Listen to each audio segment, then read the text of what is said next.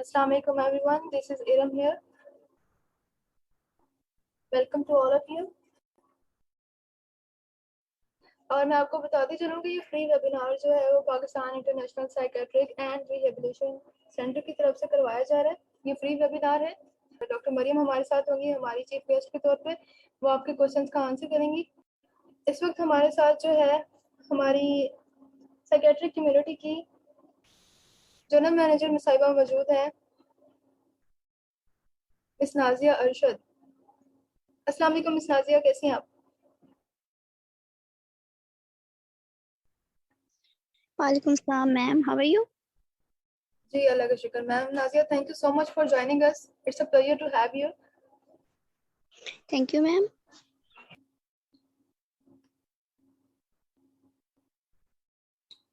Okay जी, हमारी chief guest साहिबा भी तशरीफ ले आई हैं।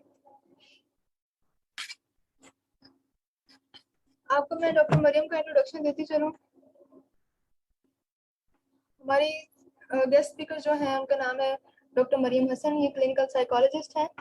इन्होंने अपना एमएससी किया है बेंजीन यूनिवर्सिटी पेशावर से, क्लिनिकल किया है फाउंडेशन इंस्टीट्यूट इस्लामाबाद से, और पख्तूनख्वा एफएम पे 92.2 डायल पे जो है एज ए क्लिनिकल साइकोलॉजिस्ट ये अपने लेक्चर्स देती रही हैं, सेशन करती रही हैं।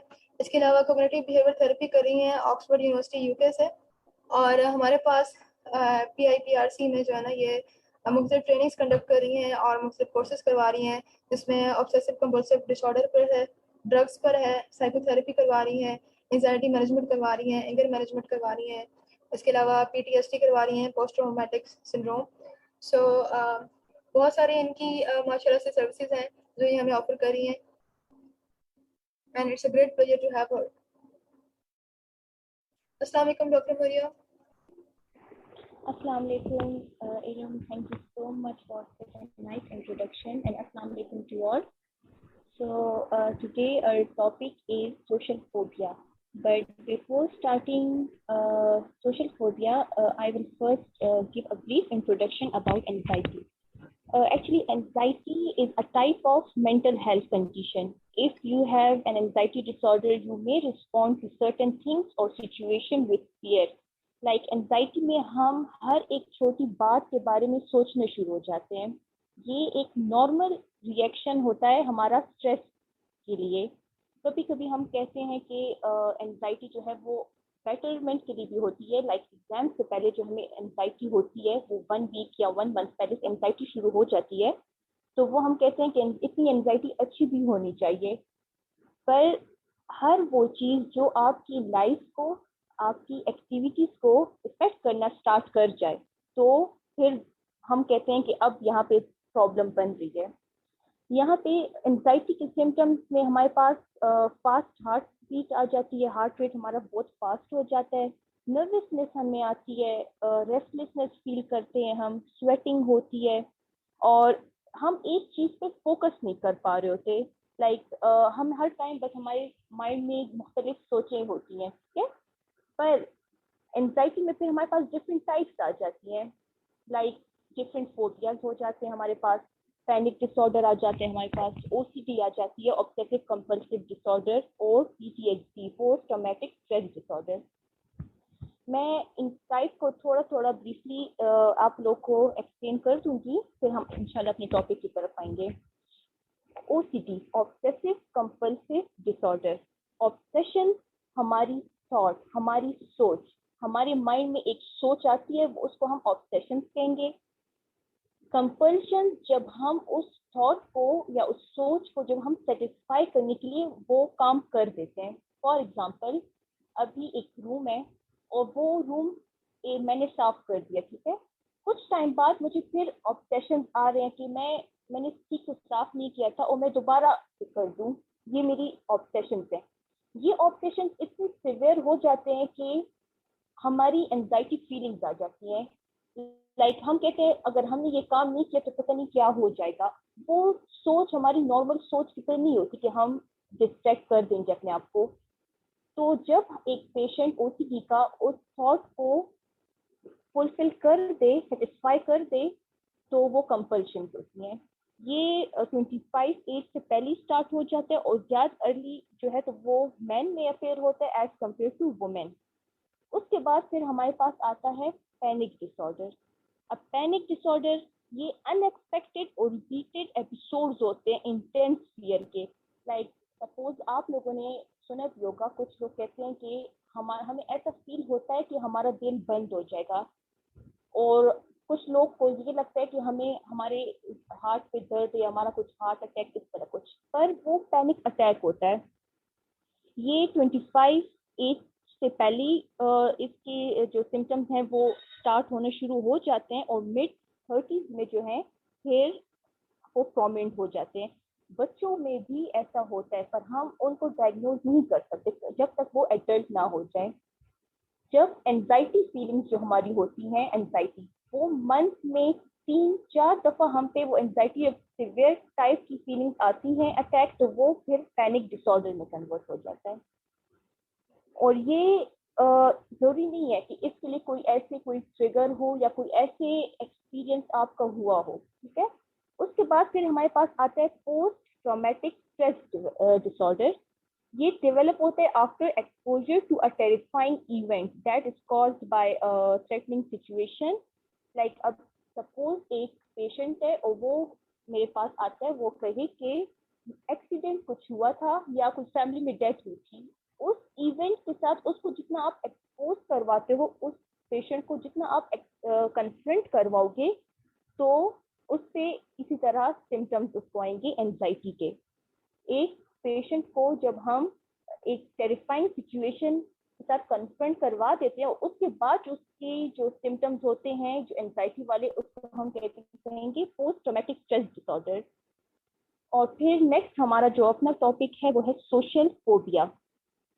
सोशल फोबिया नॉर्मल अगर आपने देखा हो, एंजाइटी अगर हम कहीं जाते हैं बाहर या हम नए लोगों से मिलते हैं, एंजाइटी नॉर्मल होती है, सबको एंजाइटी होती है। पर अगर जब सोशल फोबिया जिसको होता है या सोशल एंजाइटी होती है, उनका वो जो स्ट्रेस लेवल और एंजाइटी फीलिंग्स होती है ना, वो सिवियर टाइप की होती हैं।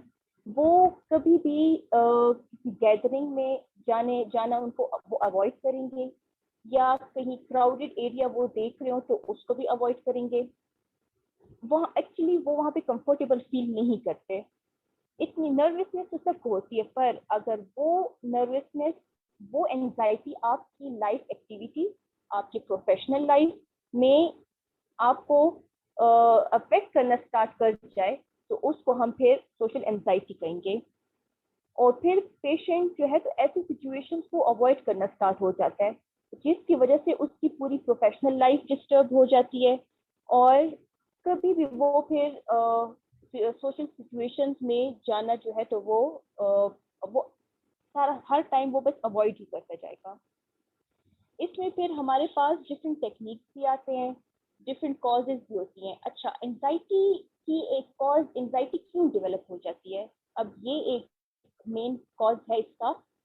एंजाइटी तब डेवलप होती है जब हमारी लाइफ में कोई ट्रॉमेटिक इवेंट या इस तरह कुछ स्ट्रेसफुल सिचुएशन गुजरी हो, जिसके बाद हमें एंजाइटी फील होना स्टार्ट हो जाती है। फिर उसके लिए हमारे पास डिफरेंट टेक्निक्स होते हैं कि एक पेशेंट को हम उस एंजाइटी से कन्फ्रंट करवाएं। क्योंकि अगर आप लोगों ने सुना हो, जितना हम एक अपनी फियर से जितना हम भागेंगे, उतनी वो सिम्टम्स स्ट्रॉन्ग बन के हमारे सामने आते हैं। तो इसलिए यहाँ पे बहुत डिफरेंट टेक्निक्स हैं जो हम पेशेंट को उससे कन्फ्रंट करवाते हैं। फिर इसकी जो ये जेनेटिकल भी हो सकते हैं, ये बाय बर्थ भी हो सकते हैं। अगर आपकी अगर आपके फैमिली में अगर पेरेंट्स या कोई भी आपके रिलेशन जो क्लोज रिलेशनशिप हैं आपके, अगर उनमें फोबिया या एंजाइटी है, तो ज़्यादा चांसेस होते हैं कि वो आप में भी डेवलप हो जाए। तो ये बाय बर्थ भी हो सकते हैं और ये बाद में भी आप में डेवलप हो सकते हैं। और इसकी कॉजेज यही होंगी कि कोई ट्रॉमेटिक सिचुएशन हमारी लाइफ में गुजरा हो। पर ये जरूरी भी नहीं है कि कोई मतलब ऐसी सिचुएशन आपकी लाइफ में हो तब ही आपको सोशल फोबिया हो जाए। पर फोबिया और ये एंजाइटी हर एक में होती है। अब जैसे मुझे हाइट से है, पर इतनी सिवियर नहीं, पर जब एक चीज आपको बहुत अफेक्ट करना लग जाए कि आप कहें कि ये चीज अब मुझे जो है तो नॉर्मल लाइफ से मुझे दूर कर रही, या मैं अपने रिलेशनशिप को अवॉइड करता हूँ, मैं कहीं गैदरिंग में नहीं जा सकता, तो तब हम कह सकते हैं कि ये एंजाइटी है। फिर जब हम अगर एंजाइटी पेशेंट से मिलते हैं या सोशल फोबिक पेशेंट से हम मिलते हैं, कोई स्ट्रेंजर अगर उनसे बात करे तो आई कांटेक्ट, जब हम उनसे डायरेक्ट आई कांटेक्ट करते हैं तो उनसे वो कंफर्टेबल फील नहीं होता। और कभी भी जब भी सोशल फोबिक पेशेंट होते हैं तो उससे हम डायरेक्ट पर्सनल क्वेश्चनिंग हम नहीं कर सकते, क्योंकि एक तो वो सोशल एंजाइटी उनको होती है और वो इतने कंफर्टेबल नहीं होते। डायरेक्ट हमें नहीं चाहिए कि हम उनसे पर्सनल हो जाएं। वो पब्लिक एरियाज जो है उसको भी अवॉइड करेगा। अगर कहीं पे वो क्राउडेड एरिया देख रहा है वहां से भी जाने से वो अवॉइड करता जाएगा। इसके लिए फिर हम सिस्टमेटिक डिसेंसिटाइजेशन, जैसे हम पेशेंट से ये टेक्निक यूज करते हैं, उनके पेशेंट को अपने जो उनका जो फियर है, एंजाइटी है, उससे कन्फ्रंट करवाते हैं फ्रॉम लीस्ट टू अबव।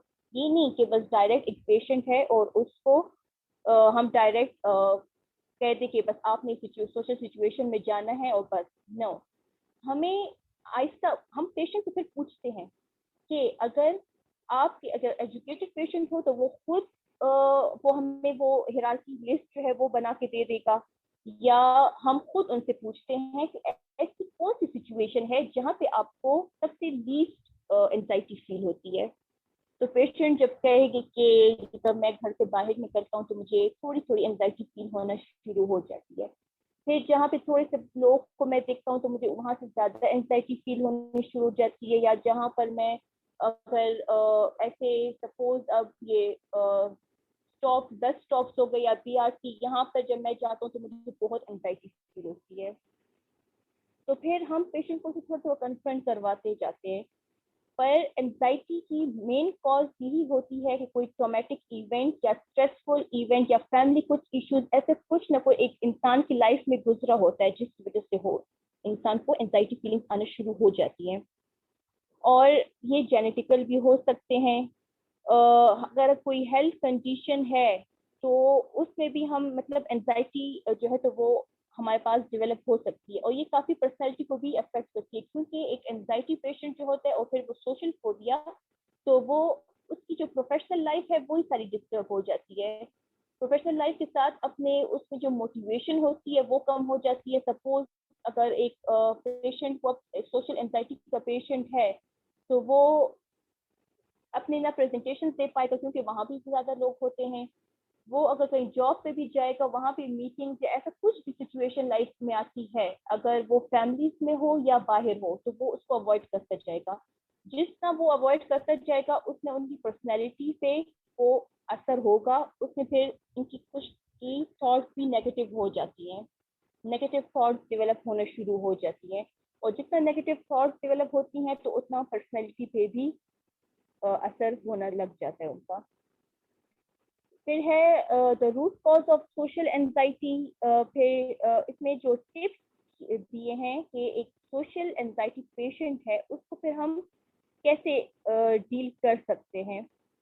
तो एक सोशल पेशेंट के साथ हम डायरेक्ट बहुत मतलब वो कहते हैं ना कि डायरेक्टली या डायरेक्ट क्लोज हम नहीं हो सकते, क्योंकि वो इन सब चीज़ों को अवॉइड करते जाते हैं। उनको हम कोई ऐसी एक्टिविटी के जरिए हम उनको उसमें बिजी कर सकते हैं, या हम उनके साथ कुछ इस तरह डायरेक्ट हम उनसे कांटेक्ट इंटरेक्शन अपना स्टार्ट नहीं कर सकते, क्योंकि वो बहुत मतलब अनकंफर्टेबल फील करते हैं। Please Iram next slide. अच्छा डॉक्टर साहब, यहाँ पे एक बात ऐड करना चाहूंगी कि हम सबने ही इस तरह के लोग देखे होते हैं जो बच्चे यूनिवर्सिटी जाते हैं, कॉलेज जाते हैं। उन्होंने अक्सर नोट किया होगा आपकी क्लास में कोई ना कोई ऐसा बच्चा जरूर होता है जो कि बहुत ही आइसोलेटेड तरह से रहता है, जो बहुत अलग अलग अकेला अकेला रहता है। उनसे आप फ्रेंडशिप करने की कोशिश करें तो वो जरा रिजर्व किस्म के बच्चे होते हैं, ठीक है। तो बात का वो स्टेज फोबिया का शिकार होते हैं, ज्यादा प्रेजेंटेशन वगैरह भी नहीं दे पाते, कांपने लगते हैं हाथ पाँव। तो वो सब जो है वो सोशल फोबिया की एक निशानी है। ऐसा ही है ना? जैसे मैंने स्टार्ट में बोला कि एंजाइटी हर एक में होती है। जैसे मुझे एंजाइटी होती है जब पेपर एग्जाम्स होते हैं, जब हम एग्जाम देने जाते हैं, सबको एंजाइटी होती है। पर अगर वो एंजाइटी इतनी सिवियर हो जाए कि वो आपकी लाइफ एक्टिविटीज को डिस्टर्ब कर दे, तो वो फिर हम कहते हैं कि ये एक सिवियर एंजाइटी है। फिर इंसान जो है तो वो एक साइकोलॉजिस्ट साथ कंसल्ट करता है। जैसे मेरे साथ, अगर मैं अपनी रियल लाइफ की आपको एग्जांपल दूं, जब मेरी ओपीडी होती थी सीनियर डॉक्टर के साथ, एक डॉक्टर थे हमारे, वो बहुत स्ट्रिक्ट थे। मैं हमेशा अवॉइड करती थी उनके साथ बैठने से। मुझे बस डर लगा रहता था कि कुछ हो ना जाए और मुझे गुस्सा ना कर दे। पर जितना मैं उस सिचुएशन को अवॉइड करती थी, वो फियर मेरा और बढ़ता जाता था। मेरे जो वो सिम्टम्स थे एंजाइटी के, वो और स्ट्रांग होते जाते थे। पर जब मैंने अपने आप को उस फेस के साथ, उस सिचुएशन के साथ कन्फ्रंट किया, तो काफी मतलब मैंने देखा कि इंसान जो है तो वो काफी बेटरमेंट की तरफ आ जाता है। क्योंकि जितना आप अपनी फीलिंग को, अपनी फियर को सप्रेस करते जाओगे, उतनी ही वो ज्यादा होती जाएंगी। जैसे आपने स्टेज फोबिया की बात की, एक स्टेज फोबिया वो भी हम सोशल एंजाइटी में ले सकते हैं। तो एंजाइटी हर एक में होती है, पर डिपेंड करता है कि वो किस लेवल पे है। हो सकता है कि आप में भी एंजाइटी हो, हर एक में हो, पर ये हम पर फिर डिपेंड करता है कि हम उसको फिर कैसे डील करते हैं और वो किस लेवल की है। अच्छा, फिर है कि how does it affect your social life. अब एंजाइटी हमारे सोशल लाइफ को किस तरह अफेक्ट करती है? सबसे पहले अगर एंजाइटी हमारी होगी, तो हम सोशल इंटरेक्शन जो हमारा है वो हम कम करते जाएंगे। चाहे हमारी जॉब से रिलेटेड हो इंटरेक्शन, हम उधर भी कम करेंगे। अगर हमारी फैमिली गैदरिंग्स हो, हम उधर भी कम करेंगे। हम किसी से ना ज्यादा बात करना पसंद करेंगे, मतलब हम उस सिचुएशन से दूर होते जाएंगे। तो ये एंजाइटी जो है तो वो हमारी पूरी लाइफ को काफी हद तक डिस्टर्ब कर देती है।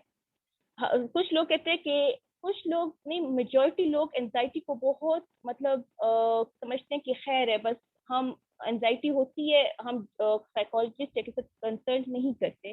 पर जितना आप उस अपने फियर को अपने अंदर दबाओगे, उतना ही वो जो सिम्टम्स हैं वो स्ट्रॉन्ग होके बाहर निकलेंगे। एक सक्सेसफुल लाइफ से ये एंजाइटी आपको रोक सकती है। तो मतलब इसका आपकी सोशल लाइफ पे एक बहुत बड़ा इम्पैक्ट है। अब सपोज अगर मैं अपनी एग्जांपल की दूंगी, स्टार्ट में मुझे बहुत डर लगता था जब मैं बाहर अकेले जाती थी। कोई वैसे भी कोई जा रहा होता था तो मैं कहती थी ये मुझे मेरे पीछे आ रहे या मुझे कुछ कह ना दे, एक डर लगा रहता था। पर जब मैं निकलना शुरू हुई, तो क्या हुआ कि वो एंजाइटी मेरी काफी हद तक कम होना शुरू हो गई। तो मतलब ये जो है तो आपकी लाइफ को बहुत काफी हद तक अफेक्ट कर सकती है, जिससे आपका जो सेल्फ स्टीम जो है वो भी लो हो जाएगा। नेगेटिव थॉट्स डेवलप शुरू हो जाते हैं। क्योंकि हर कोई आपसे कहेगा ना कि अगर सोशल फोबिया का पेशेंट है, अगर वो ऐसे सिचुएशन या गैदरिंग्स अवॉइड करता है, हर कोई कहेगा पता नहीं इसको क्या प्रॉब्लम है या क्या है कि ये ऐसे अवॉइड करते हैं। तो वो लोग की वो बातों से हमारे माइंड में बहुत नेगेटिविटी डेवलप होना शुरू हो जाती है।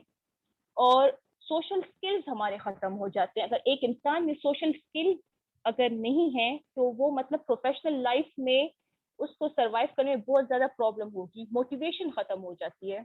तो एंजाइटी जो है तो वो आपके सोशल लाइफ को बिल्कुल मतलब डिस्टर्ब करके रख देता है। Please next slide.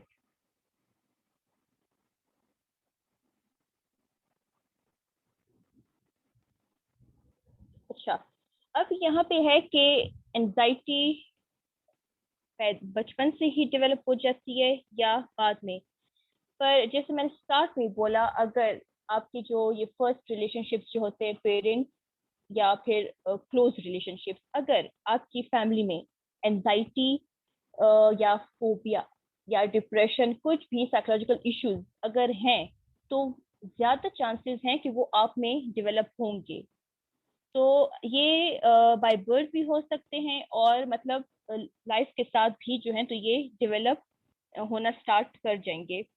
अच्छा, सोशल एंजाइटी जो है तो ये 13 इयर्स जो एज है उधर से शुरू हो जाती है। पर सोशल एंजाइटी के लिए अब कॉज क्या हो सकती है कि एक इंसान को सोशल एंजाइटी क्यों डेवलप हो जाती है। किसी की पास्ट में कोई हिस्ट्री रह चुकी होती है, कोई बुलिंग की स्टोरी होगी किसी की, या वो बच्चे जो बहुत शाय होते हैं और वो उनमें भी ज्यादा चांसेस होते हैं कि वो सोशली जो है तो वो इंटरेक्शन ना कर पाए। सोशल एंजाइटी का उनमें भी बहुत ज्यादा चांस होता है। या किसी की कोई हिस्ट्री हो, कोई अब्यूज की या टीजिंग बुलिंग इस तरह कोई हिस्ट्री भी रह चुकी हो, तो उनमें ज्यादा चांसेस होता है कि वो एंजाइटी डेवलप कर जाए।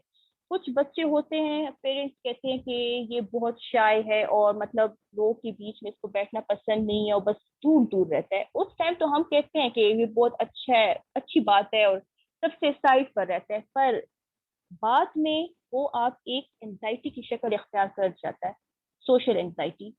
तो उसके जो फिर लाइफ पे इफेक्ट्स होते हैं, पर्सनल लाइफ पे भी, रिलेशनशिप्स पे भी, प्रोफेशनल लाइफ पे भी। लाइक अगर सोशल एंजाइटी का पेशेंट तो ऐसा हुआ कि बाहर निकलना उसके लिए एक सबसे एक बड़ा काम होता है कि मैं बाहर निकला और बस मेरे साथ ऐसा कुछ ना कुछ हो जाएगा। तो मतलब उसको तो एक लाइफ का जो हम कहते हैं ना एक एम जो होता है वही बस खत्म। क्योंकि मैं अगर हम जब बाहर नहीं निकलेंगे तो हमारे मतलब प्रोफेशनल लाइफ हमारी क्या रह जाएगी। अगर हम लोगों से इंटरेक्शन नहीं करेंगे तो वो क्या उसकी मतलब लाइफ रह जाएगी। तो मतलब इसका काफी इम्पैक्ट होता है हमारी लाइफ पे। फिर है कि how to overcome social anxiety. अब सोशल एंजाइटी को हम कम कैसे कर सकते हैं, इसमें फिर हमारे पास डिफरेंट एक्सरसाइजेस आ जाती हैं, इसमें फिर हमारे पास डिफरेंट टेक्निक्स आ जाती हैं। अगर एक पेशेंट एंजाइटी फील कर रहा हो, सपोज एक सोशल एंजाइटी का पेशेंट ना भी हो, अगर नॉर्मल भी एक पेशेंट है, उसको कोई नया टास्क शुरू करने से पहले उसको एंजाइटी होती है या कोई नया काम शुरू करने से पहले एंजाइटी होती है, तो उसके लिए भी डिफरेंट एक्सरसाइजेस हैं। अगर वो एक्सरसाइजेस करे तो काफी वो रिलैक्स फील कर सकते हैं, जिसमें हमारे पास डीप ब्रीथिंग आ जाती है, PMR आ जाता है, मेडिटेशन हमारे पास आ जाती है। तो मतलब अगर नॉर्मली भी हम और ये मैं नॉर्मल लाइफ में भी करती हूँ। अगर जब मेरा फर्स्ट इंटरव्यू था तब भी मैं बहुत एंजाइटी मुझे फील होती थी, तो मैं जल्दी जल्दी डीप ब्रीथिंग कर लेती थी। पर इफ अगर वो आप भी प्रॉपर तरीके से करो तब वो मतलब काफी हेल्पफुल होता है हमारे लिए। तो ये तो हमारे मरियम, लाइफ पे अच्छा। जी जी डॉक्टर मरियम, मेरे ख्याल से डीप ब्रीथिंग जो है वो यहाँ पे मौजूद हर बंदा इसको प्रैक्टिस कर सकता है। बहुत ही इजी एक्सरसाइज है। अगर जी थोड़ा सा इसके बिल्कुल। बारे में इसको डिफाइन कर दे तो हम लोग जो है ना इसका अभी एक प्रैक्टिकल सेशन भी कर लेते हैं सबके साथ।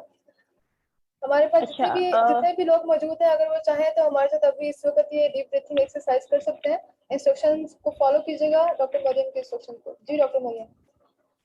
अच्छा, डीप ब्रीथिंग के लिए सबसे पहले हमें एक कंफर्टेबल जगह चाहिए होगी। लाइक हम कहते हैं ना एक सुकून से कंफर्टेबल, जहाँ पे शोर ना हो, जहाँ पे लोग ना हो।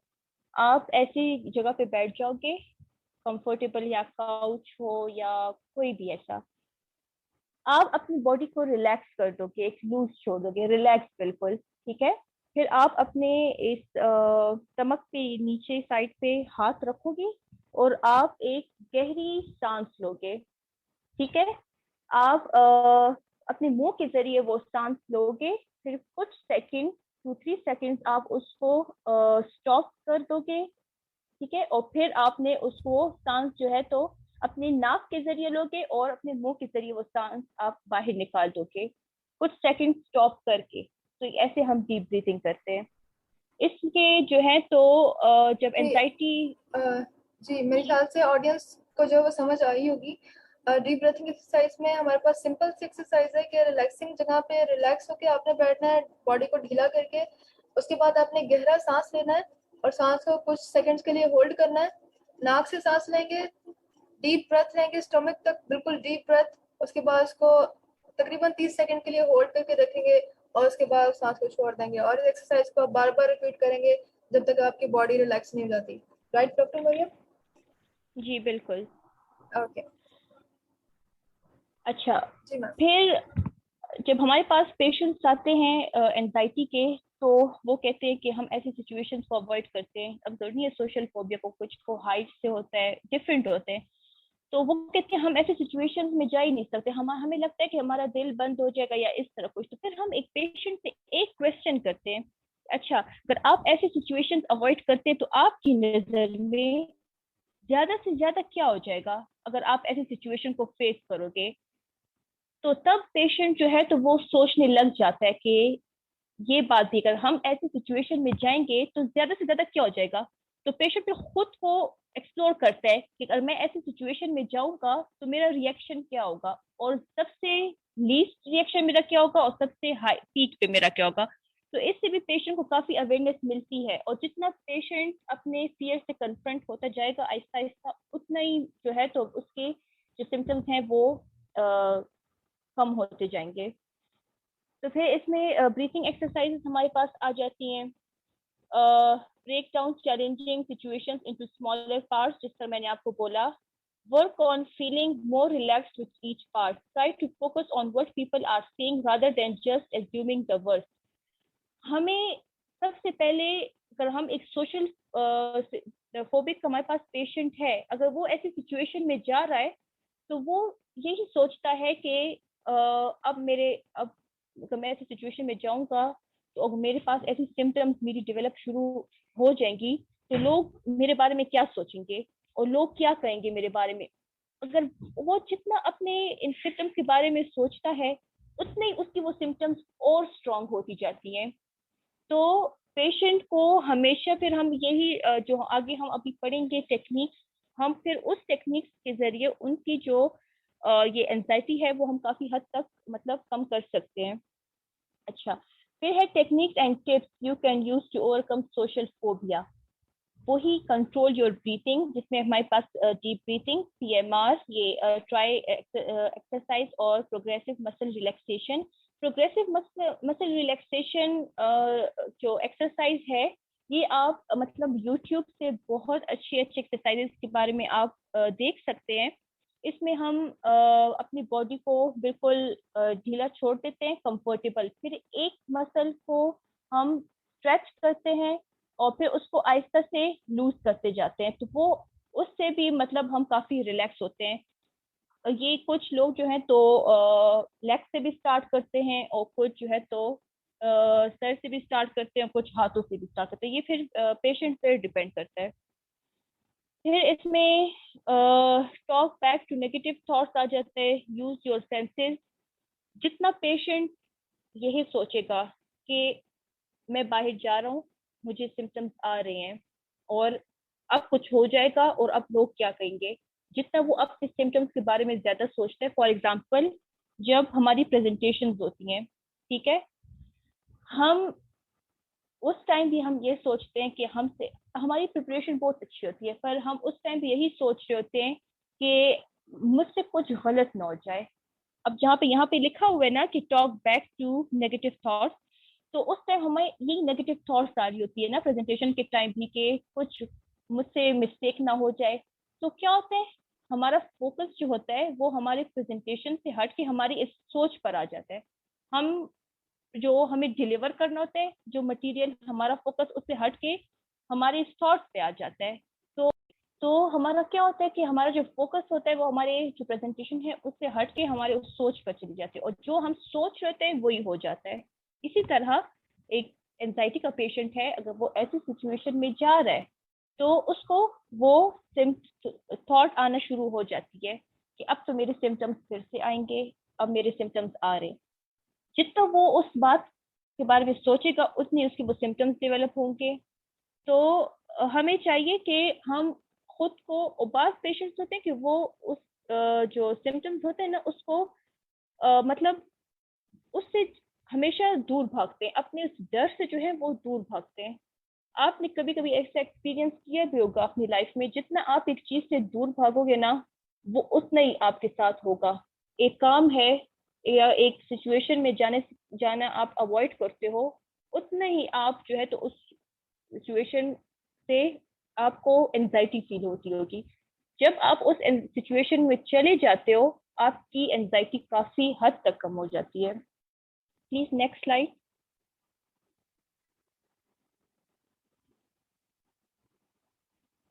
अच्छा, फिर है simple steps to feeling more socially confident. अब एक सोशल फोबिक का पेशेंट है, कौन से ऐसे स्टेप्स हैं जिससे वो मतलब कॉन्फिडेंट फील कर सकता है?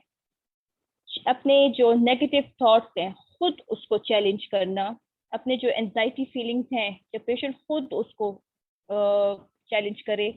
अगर एक चीज से उसको एंजाइटी हो रही है तो वो ये ना कहे कि मुझे एंजाइटी हो रही है और बस मैं सिचुएशन से जाने से अवॉइड कर दूं। नहीं, अपने आप को चैलेंज करे कि मैं ऐसा, मुझे ऐसे क्यों फील हो रहा है। वो उसको, कुछ ज्यादा पेशेंट्स होते हैं कि वो सिचुएशन को अवॉइड करते जाते हैं, पर वो सोल्यूशन नहीं है।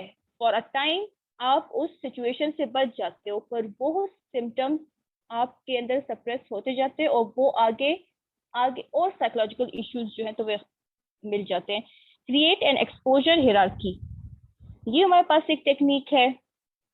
अभी ये टेक्निक मैं आपकी टेक्निक्स में आपके साथ डिस्कस कर दूंगी। Don't focus on your self, जिस तरह मैं स्टार्ट से कह रही हूँ, जितना आप खुद पे सिम्टम्स पे फोकस देते जाओगे उतना ही आप उस चीज में इन्वॉल्व होते जाओगे।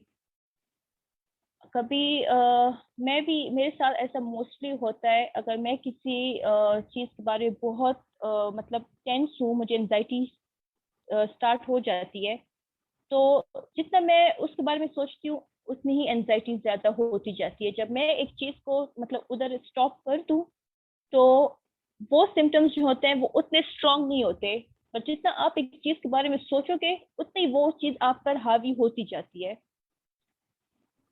और फिर adopt a healthier lifestyle to reduce anxiety, खुद को ऐसी लाइफ में बिजी कर देना कि मतलब आपका फोकस आपके जो नेगेटिव थॉट्स हैं और एंजाइटी हैं उस पर इतना ना जाए। अब ये भी नहीं हो सकता कि मतलब बिल्कुल आप अपनी एंजाइटी के बारे में ना सोचो। अगर आपको किसी सिचुएशन या किसी ऑब्जेक्ट से एंजाइटी फील होती है तो आप उसको बिल्कुल अवॉइड कर दो, ऐसा पॉसिबल नहीं है। थोड़े टाइम के लिए आप माइंड डिस्ट्रैक्ट कर लेते हो, पर जितना आप प्रैक्टिस करोगे उतना ही मतलब आप को पॉजिटिव रिस्पॉन्स शो होगा। अच्छा, अब आ जाते हैं हमारे पास जो हमारा मेन पार्ट है, ट्रीटमेंट। इसमें हमारे पास डिफरेंट टेक्निक्स हैं जो हम पेशेंट के साथ पेशेंट पर अप्लाई करते हैं। एक एक्सपोजर थेरेपी है, रोल मॉडलिंग है, फ्लडिंग है, सिस्टमेटिक डिसेंसिटाइजेशन है, जर्नलिंग है, थॉट रिकॉर्ड। अच्छा, एक्सपोजर थेरेपी नेम से अच्छा मतलब डॉक्टर आप मरियम, अब हम लोग जी जब जी ट्रीटमेंट की तरफ आ गए हैं, राइट, नहीं ये जो है वो सीवियर जी कंडीशन में हम जब ट्रीटमेंट देते हैं, थेरेपीज की तरफ जाते हैं, ये तब होता है, राइट? मतलब कि ये आम जी सिचुएशन में हम इसे यूज नहीं करते। जी। अगर अब मेरे पास एक पेशेंट आता है, ठीक है, मैं एग्जांपल सोशल फोबिया की दूंगी। सोशल फोबिया के मेरे पास एक पेशेंट आता है और वो कहे कि मैं बिल्कुल ऐसे सिचुएशन को अवॉइड करता हूँ।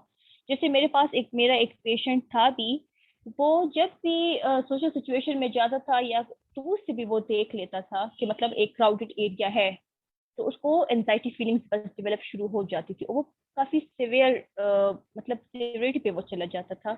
फिर आहिस्ता आहिस्ता कुछ सेशंस में, अब ये भी पॉसिबल नहीं है कि आपका एक पेशेंट है और वो आ जाए और आप उसको ये एक थेरेपी करवा दो और आपको लगे या पेशेंट को लगे, पर आपको तो नहीं लगेगा, आपको तो एक्सपीरियंस है, पर जब पेशेंट को लगता है, ज्यादातर पेशेंट्स को यही लगता है कि हमारे पास, जब हम साइकोलॉजिस्ट के पास जाएंगे तो बस एक ही सेशन में हमारा सब कुछ हो जाएगा और हम बिल्कुल ठीक हो जाएंगे। नहीं, ऐसा नहीं होता, आपको सेशंस लेने पड़ते हैं।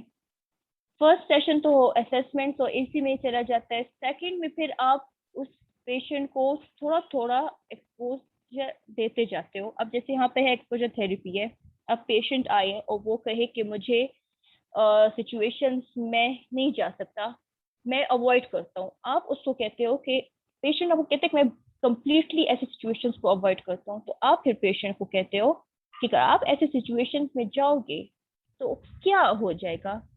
फिर पेशेंट में थोड़ा उस टाइम वो सोचने लग जाता है कि अगर मैं सिचुएशन में जाऊंगा तो मतलब मेरी हार्ट बीट फास्ट हो जाएगी, स्वेटिंग होगा और नमनेस होगी, और मतलब आप पेशेंट से कहते हो कि सबसे ज्यादा आपके साथ क्या हो सकता है, तो फिर पेशेंट को मतलब ये फील होना स्टार्ट हो जाता है तो उस टाइम फिर आप पेशेंट से कहते हो कि थोड़ा थोड़ा आप उसको उस सिचुएशन के साथ एक्सपोजर कन्फ्रंट करवाना स्टार्ट कर जाते हो, उनका जो फियर होता है।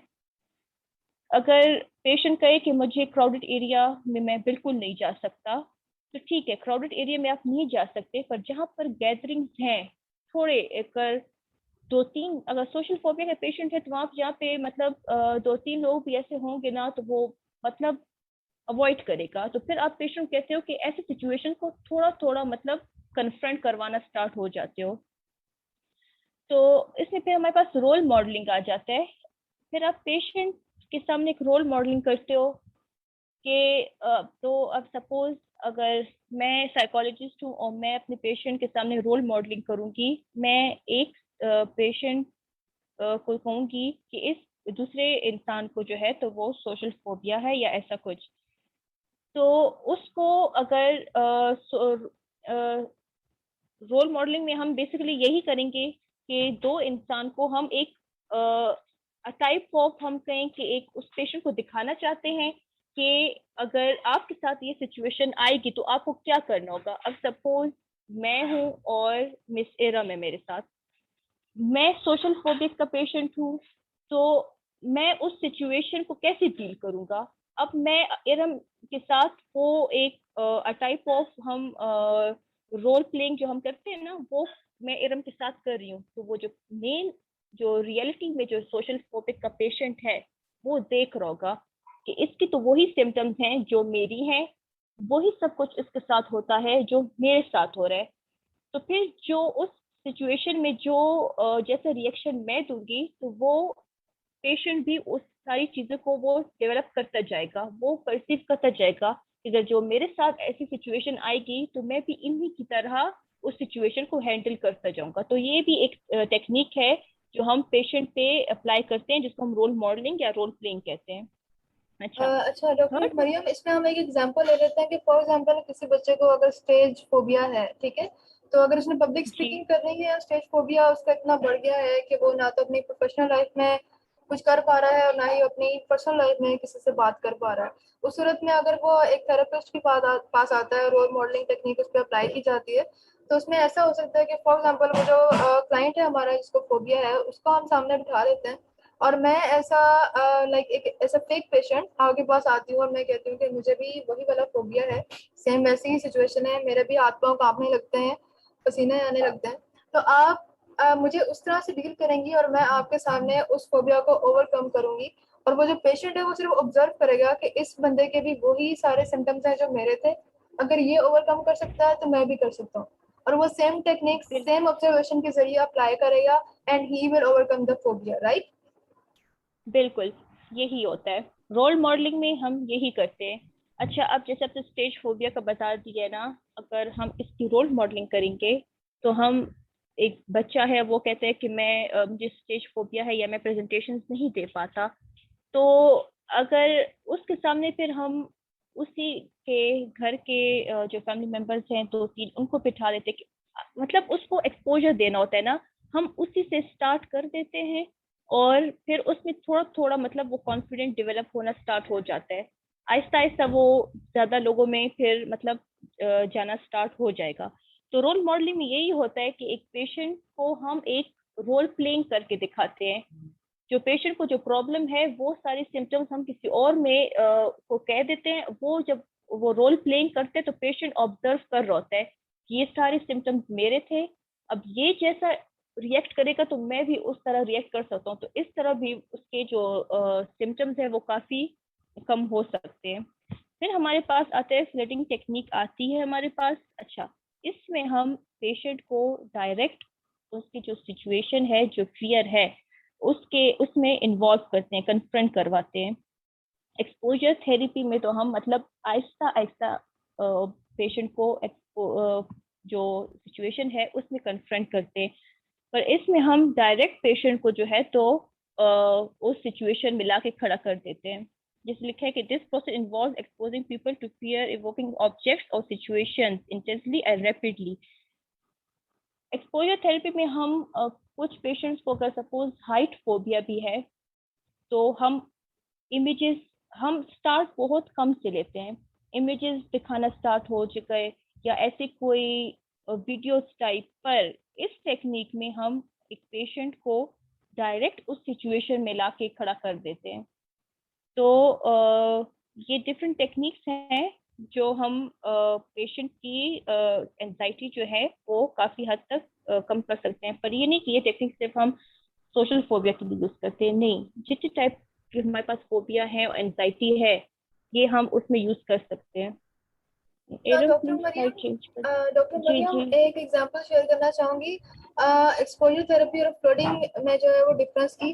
फॉर एग्जांपल अगर किसी को हाइट फोबिया है ना, वो इवन इमेजिन करके भी कि मैं थोड़ी सी भी ऊंचाई पे अगर वो जाता है, किसी स्टूल पे भी खड़ा हो जाता है ना, तो वो कांपने लगता है, उसके रोंगटे खड़े हो जाते हैं। तो उसको कहते हैं कि इसको जो ना हाइट फोबिया, बहुत स्वेयर किस्म की हाइट फोबिया में ऐसी सिचुएशन होती है। तो एक्सपोजर थेरेपी में ये होता है कि हम Aahista Aahista step by step उसको हाइट की तरफ लेके जाते हैं और उसका फोबिया कंट्रोल करवाते हैं। जैसे हम पहले उसको वुडन ब्लॉक पे खड़ा करते हैं, फिर उसको स्टूल पे खड़ा करते हैं, फिर उसको स्टेयर पे खड़ा करते हैं। इसलिए आहिस्ता आहिस्ता हम उसकी हाइट बढ़ाते हैं और उसको कहते हैं कि इट्स ओके, कोई मसला नहीं है, यू आर फाइन। तो हम उसका फियर जो है कंट्रोल करवाते हैं। इसमें हम ग्रेजुअली स्टेज बाय स्टेज उसको उसके फियर के साथ एक्सपोज कर रहे हैं, ठीक है। जबकि फ्लडिंग में ऐसा होता है कि हम उसको डायरेक्ट एक्सपोजर करते हैं। फॉर एग्जाम्पल किसी को पानी से डर लगता है तो आप उसको उठा के स्विमिंग पूल में डाल देते हैं, डायरेक्टली डायरेक्ट एक्सपोजर। जब वो डायरेक्ट उसको फेस टू फेस आता है अपने फियर से, तो ही विल नो कि ये कुछ भी नहीं है, pani is not going to kill me ना। तो वो उसको ओवरकम करता है, उस फियर को ओवरकम करता है, अपने अंदर इतना हौसला पैदा करता है कि उसको ओवरकम करे। ये एक बेसिक सा जी डिफरेंस था जो मुझे लगा कि शेयर करना चाहिए। जी बिल्कुल, अच्छा किया जी। यही हमारे पास है कि एक्सपोजर थेरेपी में आप थोड़े सा उसको एक्सपोजर देते हो या कन्फ्रंट करवाते हो इमेजेस के जरिए, वीडियोस के जरिए। पर फ्लडिंग टेक्निक में आप डायरेक्ट उस इंसान को लाके खड़ा कर देते हो। अगर किसी को हाइट फोबिया है तो फ्लडिंग टेक्निक में हम उस पेशेंट को जो है तो डायरेक्ट किसी हाइटेड जगह पे लेकर खड़ा कर देते हैं। फिर हमारे पास आता है सिस्टमेटिक डिसेंसिटाइजेशन। अच्छा, इसमें हम पेशेंट, इफ अगर पेशेंट ने, मैंने स्टार्ट में भी बताया, एजुकेटेड होता है तो पेशेंट खुद अपनी लिए हायरार्की बनाता है फ्रॉम लीस्ट टू अबव। अपनी सबसे, हम पेशेंट से पूछते हैं ऐसी कौन सी सिचुएशन है जहाँ पे आपको सबसे लीस्ट एंजाइटी फील होती है। तो पेशेंट कहता है, अगर वो सोशल फोबिया का हो, कि मैं बस घर से जब बाहर निकलना स्टार्ट करता हूँ तो मुझे एंजाइटी फील होती है। फिर जब मैं बाहर रश वाली जगह को देखता हूँ तो मुझे मेरी एंजाइटी ज्यादा हो जाती है, और जब मैं उस सिचुएशन में जाना चाहता हूँ तो मेरी सबसे ज्यादा हो जाती है। तो इस सिस्टमेटिक डिसेंसिटाइजेशन जो मेथड है, इसका मेन मकसद ये है कि आप पेशेंट की जो एंजाइटी है उसको लीस्ट से अबव तक उसको कन्फ्रंट करवाओ खुद। एक पेशेंट को खुद पता चले कि सबसे लीस्ट एंजाइटी मेरी कब होती है और कब सबसे ज्यादा कब होती है। तो फिर हम पेशेंट को लीस्ट से अबव की तरफ ले जाते हैं। जाहिर है अगर उसकी सबसे कम एंजाइटी जो सिचुएशन में होती है वो उसकी कम होती जाएगी तो वो जो आगे जैसे अबव एंजाइटी है वो खुद ब खुद उसकी कवर अप होना स्टार्ट हो जाएगी। अगर अब सपोज अगर मैं अपनी एग्जांपल दूं और मैं कहूँ कि मैं किसी के सामने मतलब लेक्चर डिलीवर नहीं कर सकती, अगर 2-3 लोग भी हों तो मैं नहीं कर सकती, ये मेरा सबसे लीस्ट होगा। सबसे अबव कब होगा कि पूरी क्लास 40-50 स्टूडेंट जब बैठे हों, तब तो मैं बिल्कुल भी नहीं कर सकती। तो मेरा साइकोलॉजिस्ट क्या करेंगे कि वो मुझे 1-2 इंसान के सामने लेक्चर डिलीवर करने के लिए कहेंगे, कन्फ्रंट करवाएंगे। तो 3 के बाद फिर 10 हो जाएंगे, फिर 15। इस तरह आहिस्ता आहिस्ता मेरा जो फियर है वो कम होता जाएगा और एक्सपोजर जो है वो होता जाएगा। अच्छा, फिर हमारे पास जर्नलिंग आ जाती है। अच्छा, इसमें फिर हम पेशेंट जो कहते हैं, ये एक थॉट रिकॉर्ड शीट या कह दो, या हम कहते हैं कि हम जो फील करते हैं, हम पेशेंट से कहते हैं कि आप वो एक जर्नल के फॉर्म में लिखो पेज पे। लाइक सपोज एक पेशेंट को अब एंजाइटी की वजह से नेगेटिव थॉट्स आ रहे हैं, तो मैं पेशेंट से कहूंगी कि आप पेज पे लिखो किस टाइप के थॉट्स आ रहे हैं।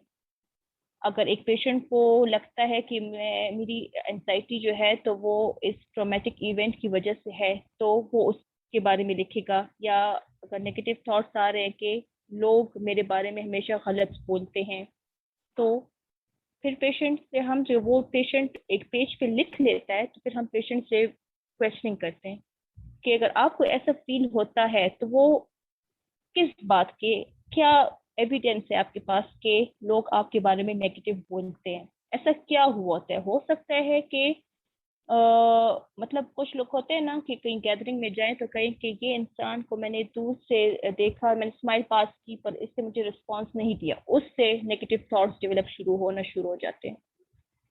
फिर पेशेंट को, जब हम वो पेशेंट ये बात सपोज लिख लेता है, तो फिर हम पेशेंट से कहते हैं हो सकता है कि उन्होंने आपको देखा ना हो या ऐसा कुछ।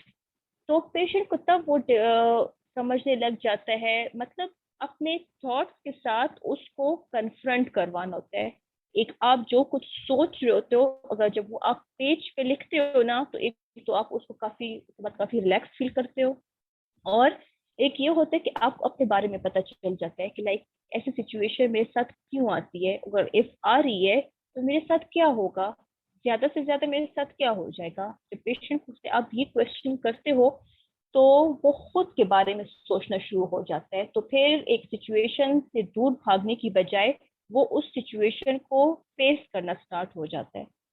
अच्छा, फिर हमारे पास जो हमारी दूसरी टेक्निक है वो है गाइडेड एक टेक्निक। इसमें हमारे पास क्या होता है, हम पेशेंट पे इमेजिनिंग अ रिलैक्सिंग सीन और जो हमारे एक्सपीरियंसेस होते हैं, हम पेशेंट को ऐसी इमेजिनेशन देते हैं कि लाइक एक कंफर्टेबल जगह है, एक रिलैक्सेशन फील करवाते हैं हम उनको।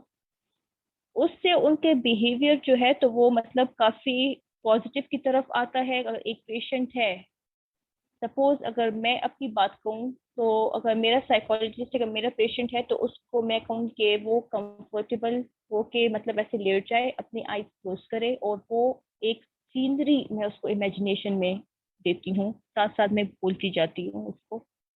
तो क्या होता है कि उसकी जो थॉट्स होती हैं वो पॉजिटिव की तरफ आती हैं, और उसको वही उस टाइम वही फील हो रहा होता है कि लाइक दिस अ रियलिटी। तो उसका एक पॉजिटिव बिहेवियर जो है तो वो उसका आउटकम में आ सकता है। ठीक है, तो हमारे पास ये टेक्निक्स थे। मिस एरम, नेक्स्ट स्लाइड है।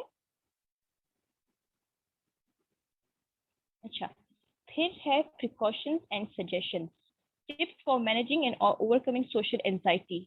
जैसे फर्स्ट पे यहाँ पे लिखा हुआ है कि फेस योर फियर। जितना आप एक अपने डर से दूर भागोगे उतना वो आपके पीछे होगा। उधर ही स्टॉप हो जाओ और कन्फ्रंट करो अपने आप को, फेस करो उस डर को। आप उस डर को जो जब फेस करोगे ना तो आपको खुद मतलब इतना आइडिया होगा कि कुछ भी नहीं था। उसके बाद भी एंजाइटी फील होगी पर उस तरह नहीं कि जिससे मतलब फर्स्ट अटेम्प्ट में जो आपको फील होता है। फिर है रिमेंबर व्हाट्स इम्पोर्टेंट। अगर ऐसी सिचुएशन आपको अब क्रिएट हो रही है तो खुद सोचो कि इस सिम्टम्स की वजह से आपको मतलब अगर अब सपोज अगर एक मीटिंग पे सपोज आपको जाना है और ऐसी सिचुएशन भी क्रिएट हो रही है, तो क्या ज्यादा इम्पोर्टेंट है आपके लिए? जब आप खुद वो क्वेश्चनिंग करते हो तो उससे भी काफी आपकी एंजाइटी जो है वो कम हो सकती है। पर इसमें एंजाइटी इसमें हमारे पास मेन बात यही होती है कि फेस करो आप अपने उस डर को, उस फियर को। जितना आप उसको अपने अंदर सप्रेस करते जाओगे उतना वो आगे ज्यादा स्ट्रॉन्ग साइकोलॉजिकल इश्यूज जो हैं वो निकलेंगे। Consider exposure therapy. जी हाँ, लिखा हुआ एक्सपोजर थेरेपी मैंने आपको बता दी है। Be mindful. बी माइंडफुल का मतलब यही है कि अपने माइंड को आप रिलैक्स करो। उसमें फिर आप एक्सरसाइजेस कर सकते हो, मेडिटेशन कर सकते हो, like comfortable type of yoga ही होता है जिसमें आप अपने माइंड को रिलैक्स करते हो, टेंशन रिलीज करते हो, स्ट्रेस रिलीज करते हो। फिर राइट डाउन योर थॉट्स आ जाता है। जर्नलिंग में जैसे होता है, जितना आप अपने थॉट्स को एक अपने पेज पे लिखोगे, अपने आप को अगर आप माइंड में सोच रहे होते हो ना कि मेरी ये थॉट्स हैं, उतना आप ज्यादा कंफर्ट कन्फ्रंट नहीं कर पाते। पर एक बार अगर आप पेज पे वो थॉट्स लिख लेते हो और बाद में आप उसको रीड करते हो तो काफी आपकी जो एंजाइटी है वो कम हो सकती है। Please next slide. अच्छा, अब मैसेज। मैसेज यही है कि कुछ लोग होते हैं, अगर उनको थोड़ी सी एंजाइटी भी फील हो रही होती है, ऐसे कोई साइकोलॉजिकल प्रॉब्लम होता है, तो वो कहते हैं कि हम क्यों अपने साइकोलॉजिस्ट या किसी के साथ कंसल्ट करें, हम तो कोई पागल नहीं है। पागल कोई भी नहीं होता। लाइफ के इश्यूज ही ऐसे हो जाते हैं कि इंसान अगर किसी के साथ सपोज शेयर भी कर दे, साइकोलॉजिस्ट यही होता है ना, इंसान किसी के साथ शेयर कर ले प्रॉब्लम, तो आधी प्रॉब्लम तो उस टाइम सॉल्व हो जाती है। पर एक पेशेंट है, सपोज फॉर एग्जांपल एक इंसान है, वो कहता है कि मुझे बहुत रोना आता है, अपने रोने को मैं कंट्रोल करता हूँ। कंट्रोल वो कर रहे, एक दफा उसने कंट्रोल किया, दो दफा किया, सप्रेस करे ना, अपनी फीलिंग्स शो नहीं कर रहा। जितना आप अपनी फीलिंग्स को सप्रेस करोगे ना, वो आगे बर्नआउट के सूरत में निकलेगा। सपोज एक हमें किसी के लिए बहुत ज्यादा गुस्सा आता है, ठीक है, हम अपना गुस्सा बहुत कंट्रोल करते हैं। वो कहते हैं ना, गुस्से में बिल्कुल चुप भी नहीं रहना चाहिए और बिल्कुल ओवर भी नहीं होना चाहिए, बिल्कुल पैसिव भी नहीं होना चाहिए, बिल्कुल मिड पे रहना चाहिए। आप बोलो, आप जो फील करते हो आप वो बोलो। जितना आप उस फीलिंग को सप्रेस करोगे, वो ट्रिपल ज्यादा होती जाएंगी। तो इसी तरह ये भी है, अगर एंजाइटी या कोई भी साइकोलॉजिकल इश्यू है आपको, तो उसको आप डिस्कस करो। साइकोलॉजी में ही नहीं है कि कोई साइकोलॉजिस्ट या साइकेट्रिस्ट के पास जाता है तो वो पागल होता है। लोगों के जहन में यही कॉन्सेप्ट बना है कि कोई पागल तो हम नहीं है कि हम उनके पास जाएंगे, नहीं। वो कुछ इस तरह टेक्निक्स बता देंगे जिस आप अपनी सिचुएशन को हैंडल कर लोगे। पर इफ अगर आप अपने सिचुएशन से भागोगे, सप्रेस करते जाओगे अपने फियर को, जैसे एंजाइटी वाले पेशेंट्स होते हैं, फोबिया वाले, तो क्या होता है, वो फियर उनके अंदर और बढ़ता जाता है। वो जो सिम्टम्स को हम सप्रेस कर रहे हैं ना, वो और स्ट्रॉन्ग होते जाते हैं। तो आई होप कि आज का जो वेबिनार है वो आप सबके लिए हेल्पफुल रहा होगा। एरम। जी डॉक्टर साहबा, ऐसी बात है कि आपने देखा होगा कि अक्सर लोगों को जब ऐसा कोई इशू होता है ना, उनको कहा जाए कि एक साइकोलॉजिस्ट से जाके मिले, एक प्रोफेशनल से जाके मिले, तो उसको अपनी अना का मसला बना लेते हैं कि मैं कोई पागल नहीं हूँ, मैं क्यों जाऊँ वहाँ पे। साइकोलॉजी पागलों के लिए नहीं है, साइकोलॉजी आप जैसे ज़हीन लोगों के लिए है, सही तंदुरुस्त लोगों के लिए है, ताकि आप लोग पागल ना हो जाए, ठीक है, ताकि उन पागलों को पागल होने से बचाया जाए। साइकोलॉजी तो एक सोल्यूशन है, आपके बहुत सारे मसलों का सोल्यूशन है, ठीक है। तो इस चीज़ पे कभी भी हेजिटेट नहीं करना चाहिए। अगर आपको कोई भी मसला है तो go and get professional help, ठीक है, प्रोफेशनल हेल्प लें। इसमें कोई शर्म वाली बात नहीं है, ये कोई अनाह वाली बात नहीं है। आपको एक प्रॉब्लम है, आप उसके लिए प्रोफेशनल हेल्प लें। जैसे आपको अगर फॉर एग्जांपल अल्लाह ना करे दिल का कोई मसला होता है, तो आप उसके लिए कार्डियोलॉजिस्ट के पास जाते हैं। इसी तरह से अगर आपको इमोशंस का कोई मसला है, दिमाग का कोई मसला है, अपनी लाइफ में कोई और आपको हर्डल आ रही है, उसका जो सोल्यूशन है वो एक साइकोलॉजिस्ट के पास है, एक साइकेट्रिस्ट के पास है। आप उनके पास जाएं, वो प्रोफेशनल्स हैं, उनका ये प्रोफेशन है, उनका ये काम है। उनकी हेल्प आप जो है ना, उनकी हेल्प ले सकते हैं, और आपकी हेल्प करना उनका काम है।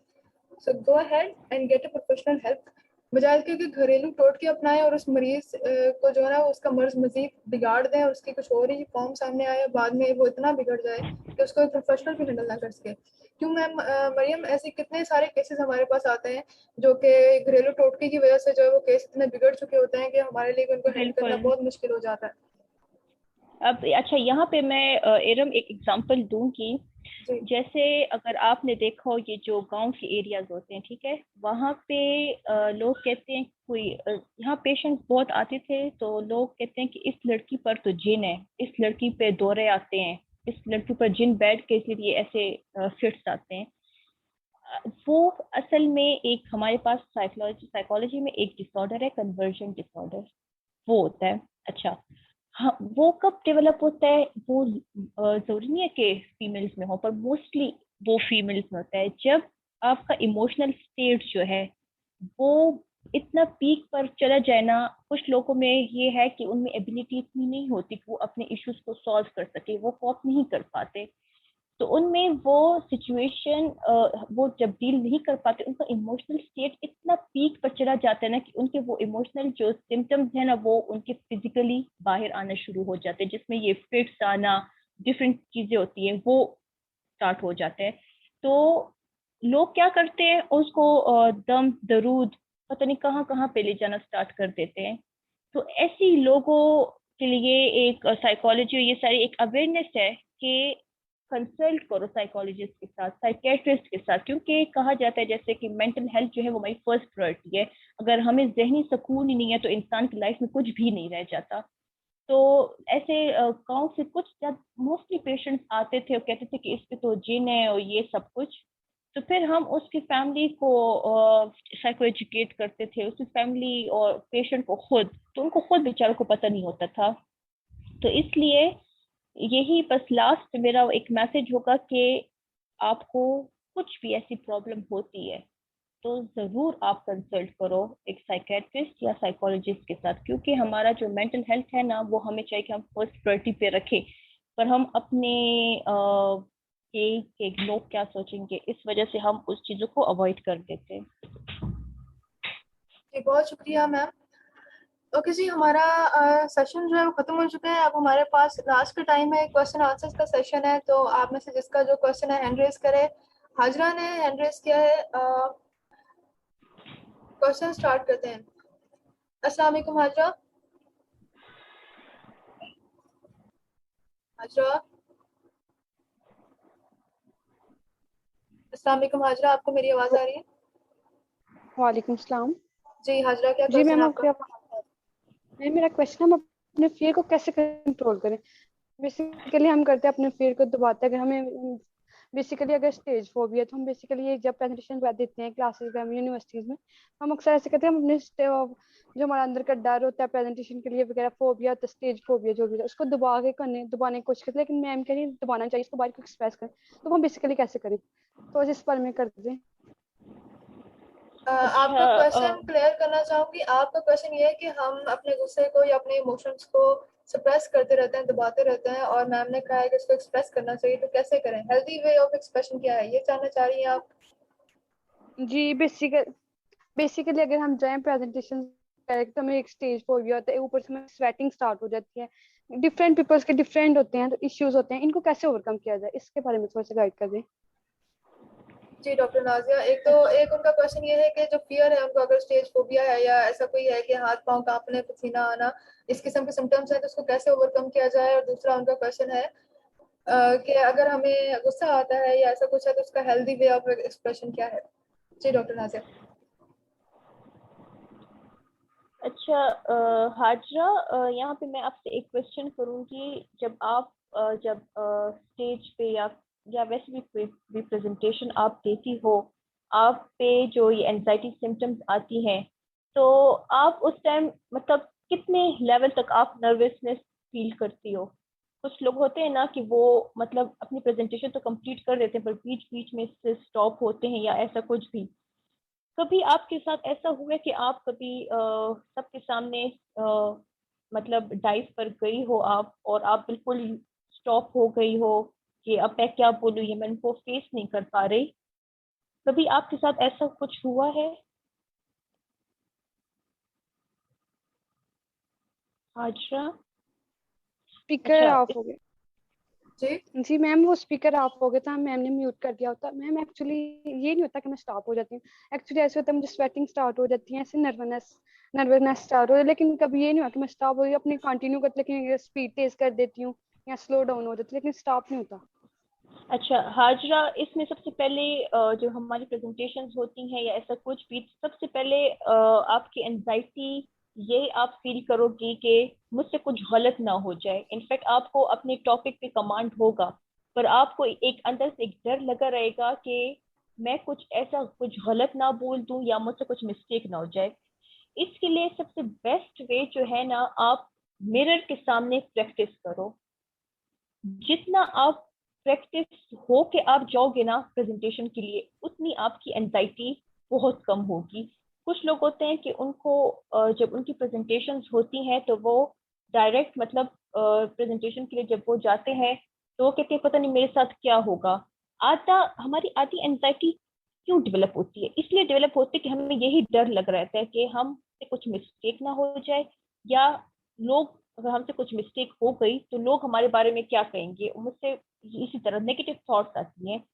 आप अपने उस थॉट्स को, उस टाइम जो आपको एंजाइटी फील हो रही है, उस टाइम आप क्या सोच रहे हो, आपकी क्या नेगेटिव थॉट्स आ रही हैं, अपनी उस थॉट्स को, जो स्पेसिफिक थॉट्स हैं उसको आप चैलेंज करो। अब आप अगर प्रेजेंटेशन होती है तो आप उसको प्रैक्टिस करो एक ऑर्गेनाइज फॉर्म में। अगर फैमिली मेंबर्स हैं उनके सामने आप वो प्रेजेंटेशन दो, मिरर है उसके सामने आप प्रेजेंटेशन दो।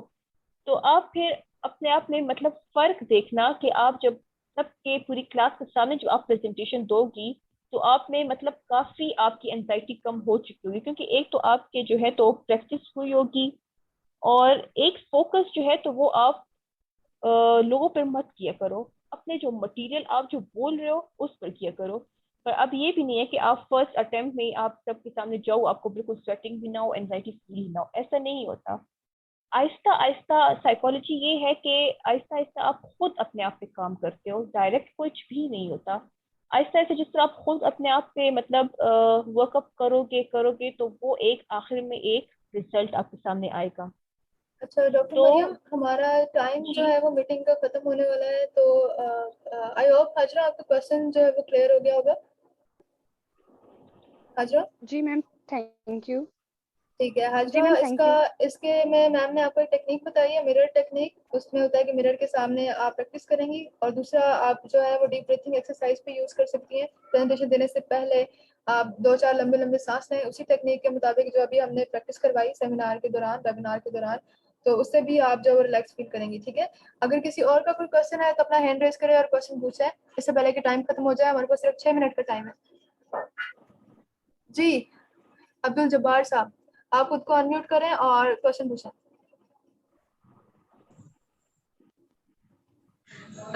मेरा एक क्वेश्चन था कि जो हम जब हम प्रेजेंटेशन देते हैं, ओके हम नॉर्मली प्रेजेंटेशन दे रहे हैं, लेकिन कभी ऐसा होता है कि ऑडियंस नहीं सुनती।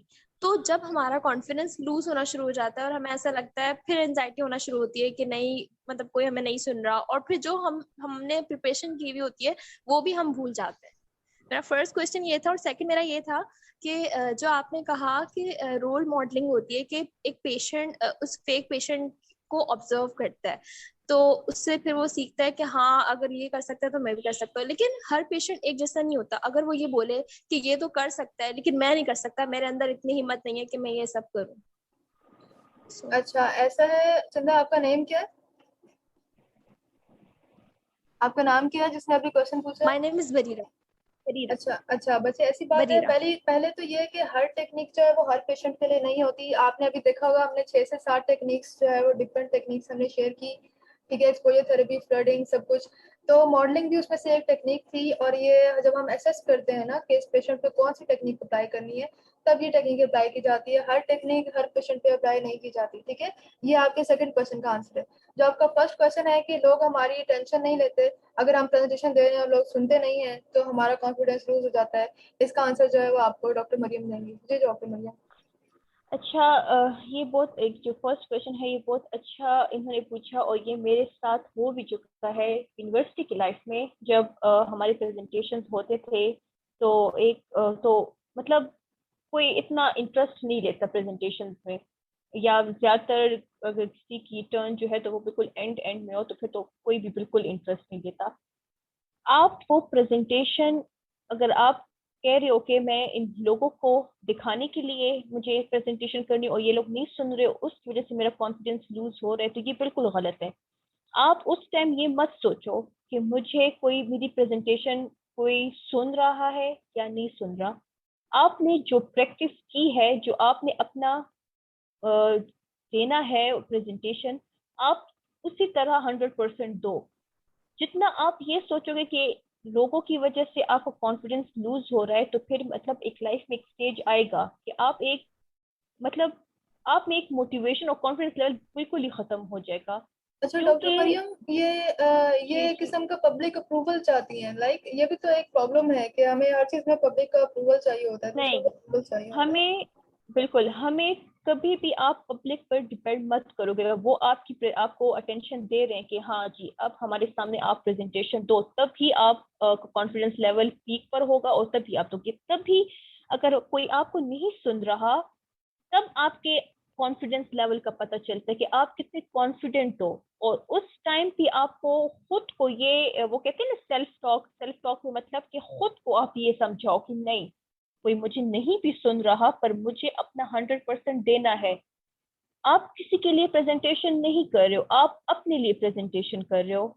अपने जो मार्क्स होते हैं, जो भी होता है, अपने लिए इंसान सब कुछ करते हैं। अगर आपने पब्लिक अप्रूवल के लिए कुछ करना स्टार्ट कर दिया तो आप में जो स्किल्स हैं, जो मोटिवेशन जो बची है ना, वो भी खत्म हो जाएगी। तो कभी आप ये मत सोचो कि अगर वो मेरी प्रेजेंटेशन नहीं सुन रहे तो इससे मेरे कॉन्फिडेंस लेवल लूज हो रहे, ना सुने।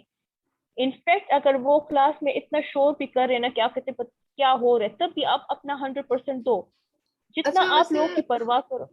वैसे जी डॉक्टर जी मरियम, पब्लिक की टेंशन लेने के लिए कुछ टेक्निक्स होती हैं, कुछ ट्रिक्स होती हैं, वो यूज की जाती हैं।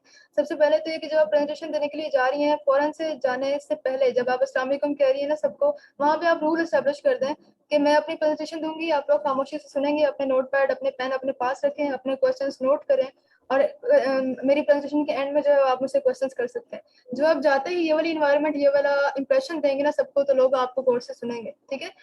इसके अलावा बिल्कुल आप दरमियान में जब प्रेजेंटेशन दे रही हैं उस दौरान आप फ्रीक्वेंटली रैंडमली किसी से भी कोई भी क्वेश्चन कर लें, ठीक है। जब आप क्वेश्चन करती हैं तो लोग अचानक से अलर्ट हो जाते हैं, ठीक है। दूसरा, अपनी प्रेजेंटेशन को शॉर्ट रखा करें। एक एक डेढ़ घंटे की अगर प्रेजेंटेशन होगी तो लोगों की टेंशन ऑटोमेटिकली गायब होना शुरू हो जाती है, ठीक है। सबसे जो एंगेजिंग रखने की एक ट्रिक होती है ना ऑडियंस को, वो ये होती है कि अपनी प्रेजेंटेशन के दौरान जब आपको लगे कि ऑडियंस का कॉन्फिडेंस, ऑडियंस की टेंशन लूज हो रही है, उस दौरान आपको एक रैंडम क्वेश्चन कर लें किसी से भी।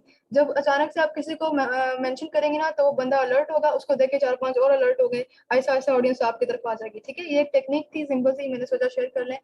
अच्छा डॉक्टर मरियम, हमारे पास टाइम जो है वो कम हो रहा है और हमारे पास 2 और क्वेश्चंस के लिए रो में लगे हुए हैं बच्चे। आपका क्वेश्चन क्लियर हो गया बच्चे? अब्दुल जब्बार,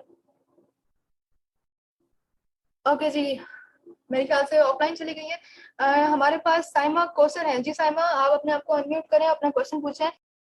कि हाँ, ये बिल्कुल वो सोशल फोबिया ही हो सकता है। बाज़ औक़ात ऐसी नॉर्मली हम नॉर्मल एंजाइटी में भी ले सकते हैं। कुछ लोग जो होते हैं इस तरह कोई टास्क करते हैं तो उनको एंजाइटी फील होती है, तो हम यहाँ पे एज सच बिल्कुल वो सोशल फोबिया का नहीं कह सकते। तो उसमें जैसे इन्होंने कहा कि एंजाइटी होती है, मैं कैसे स्वेटिंग को कंट्रोल करूँ, तो जो मैंने टेक्निक्स बताए हैं इनको, तो वो टेक्निक्स अगर ये अप्लाई करें ना तो उसमें काफ़ी इनको मतलब हेल्पफुल होगा। सिस्टमेटिक डिसेंसिटाइजेशन वाली टेक्निक ये अप्लाई करें, अपने पास एक लिस्ट बनाएं और उसमें फिर ये देखें कि कौन सी एटलीस्ट सबसे लीस्ट सेशन कौन सा है, सिचुएशन सॉरी, जहाँ पे इनके पास ऐसी एंजाइटी फील होती है सबसे पीक पे। तो ये जब खुद अपने बारे में ऐसे सोचेंगी तो इनकी काफी एंजाइटी जो है ये स्वेटिंग ये कम हो सकती है। Okay, thank you so much doctor Mariam. किसी और का कोई क्वेश्चन है तो अपना हैंड रेस करें और क्वेश्चन पूछ सकते हैं आप।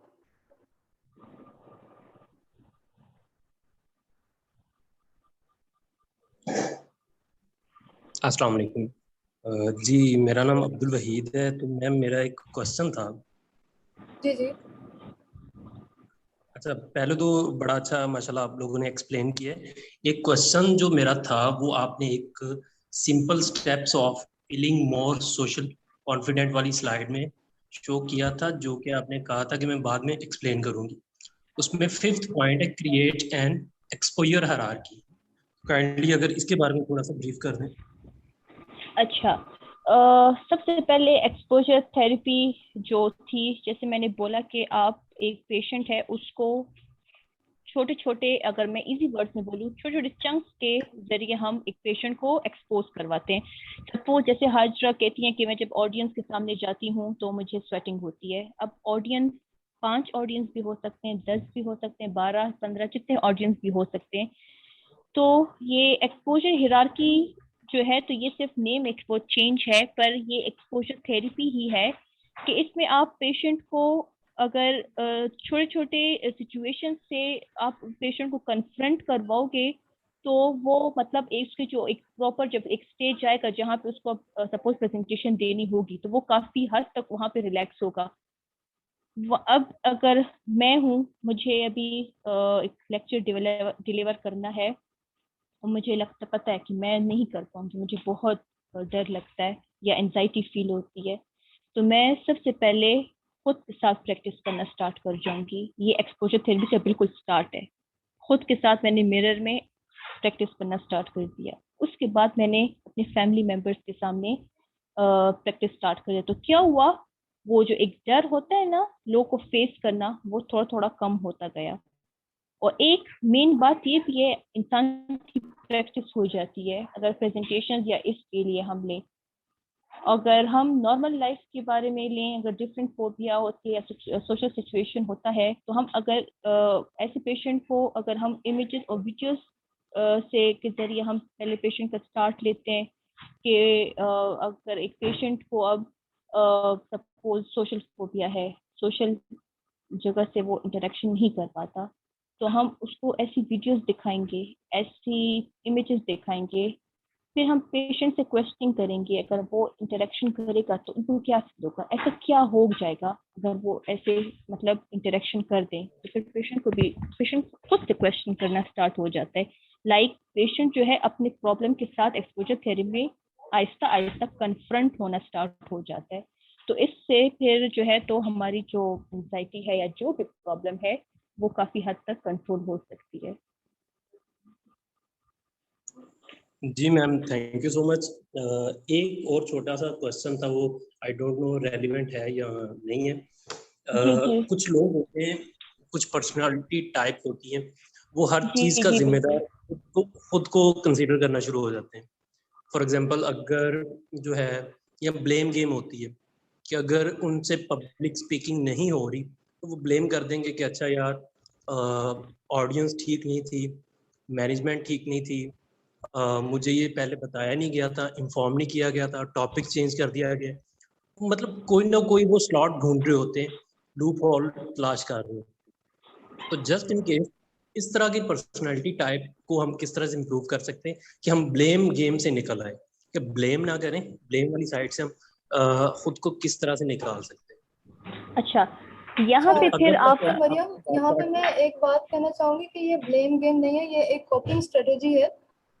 इसको ब्लेम गेम नहीं जी जी कहते। ये एक कॉपिंग स्ट्रेटेजी है कि हम जब किसी चीज पे कामयाब नहीं हो पाते तो हम उसके सर्कमस्टांसिस पे उस चीज का ब्लेम डाल देते हैं खुद को प्रोटेक्ट करने के लिए। ये एक कॉपिंग मैकेनिज्म है, डिफरेंट। ये एक नेचुरल चीज है और ये हर इंसान के अंदर होती है। ये कोई ब्लेम गेम नहीं है और ये किसी और एक या पर्सनैलिटी टाइप तक महदूद नहीं है। जी डॉक्टर डिफेंस साहब। मैकेनिज्म भी आ जाते हैं ना, यस। प्रोजेक्ट करना, जी। जो हम खुद फील कर रहे होते हैं। सपोज अगर जैसे ज्यादातर बच्चे होते हैं, खुद पढ़ा नहीं होता, अपनी फीलिंग्स किसी और पे प्रोजेक्ट कर लेना कि ये भी ऐसे उसने भी नहीं पढ़ा होगा, या मतलब हम अपनी जो हम खुद फील कर रहे होते हैं ना वो हम दूसरों पे प्रोजेक्ट करना स्टार्ट कर जाते हैं। अच्छा, आपने जैसे बोला कि हर एक चीज का ब्लेम खुद को देना। अच्छा, सपोज मैं आपसे क्वेश्चन करती हूँ, या ऐसी जनरली एक क्वेश्चन होता है जब कोई पेशेंट ऐसे आता है और वो कहे कि मुझे ऐसी प्रॉब्लम है कि मुझे लगता है कि बस सब कुछ मेरी वजह से होता है या किसी और के, ऐसी मेरी गलती नहीं भी होती तब भी मैं अपने आप पे करता हूँ कि मैंने मुझसे ये काम हुआ, या अपने खुद पे ब्लेम लेना। ऐसी क्या बात है, क्या एविडेंस है, ऐसा कुछ हुआ है कि आपको ऐसा लगता है? अच्छा, जब पेशेंट से आप इस टाइप का क्वेश्चन करते हो ना कि ऐसा क्यों आपको लगता है, तब पेशेंट सोचने पे लग जाए। पता है साइकोलॉजी क्या है? साइकोलॉजी सिर्फ थॉट्स और बिलीफ से बनी हुई है। जिस तरह आप बिलीफ रखते हो, जो आप सोचते हो वही होता है।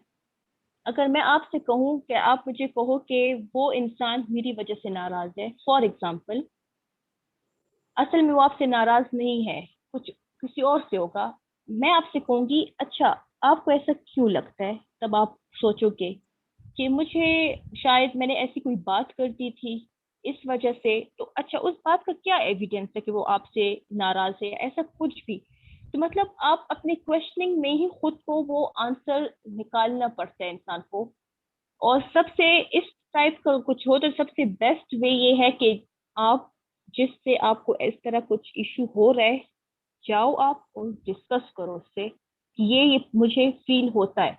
जितना आप वो बात डिस्कस करोगे उतना ही वो कम होता जाएगा। और आपको अब ऐसी फीलिंग्स आ रही है कि ये सब कुछ जो हो रहा है ये मेरी वजह से हो रहा है, और आप अंदर ही अंदर अपने आप को खा रहे हो, तो क्या होगा? वो प्रॉब्लम, वो थिंकिंग आपकी और ज्यादा होती जाएगी, नेगेटिव थॉट्स और डेवलप होती जाएंगी। नेगेटिव थॉट्स की वजह से आप डिप्रेस होते जाओगे, स्ट्रेस लेवल पे जाओगे।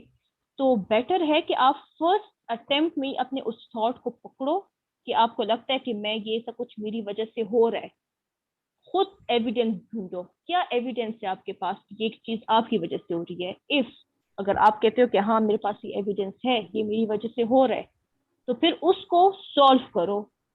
एक प्रॉब्लम है वो आपकी वजह से हुई है, आपके पास एविडेंस भी है, हाँ मैं 100% श्योर हूँ ये मेरी वजह से हुआ है, खुद उसको आप फिर सॉल्यूशंस ढूंढो कि अच्छा उस बात या उस अच्छा, प्रॉब्लम को खत्म करने के लिए। जी डॉक्टर जी मरियम, इन्होंने जो क्वेश्चन किया कि पर्सनालिटी टाइप है, ये पर्सनालिटी टाइप नहीं है, ये इस वाले से जरा इनको क्लियर कर दें कि ये एक नेचुरल डिफेंस मैकेनिज्म है और ये सबके अंदर ये होता है। हम जी जी बिल्कुल, ये हमारे पास डिफेंस मैकेनिज्म होते हैं जब हम अपनी फीलिंग, हम जो खुद फील कर रहे होते हैं और वो हम बाहर नहीं निकाल सकते, तो हम अपनी फीलिंग्स लेकर किसी और पे प्रोजेक्ट कर देते हैं। हमारे पास मुख्तलिफ डिफेंस मैकेनिज्म्स हैं।